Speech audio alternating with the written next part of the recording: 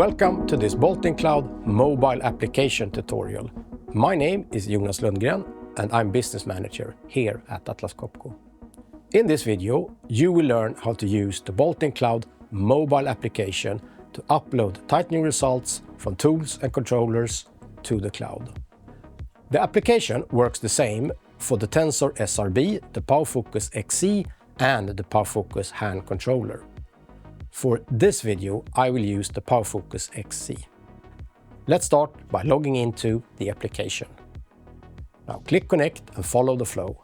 Simply scan the barcode on the controllers to connect. For the Tensor SRB, you find the barcode in the info menu on the tool.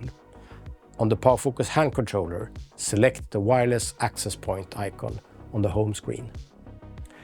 When you are connected, import the data from the controller and send it to the cloud. Please note that first-time import and send with any new phone can take up to 10 minutes, depending on the number of results stored in the controller.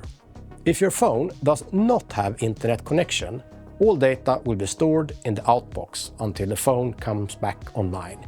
You're then able to send it directly from the phone without reconnecting to the controller. That's all for the Bolting Cloud mobile application. Thank you.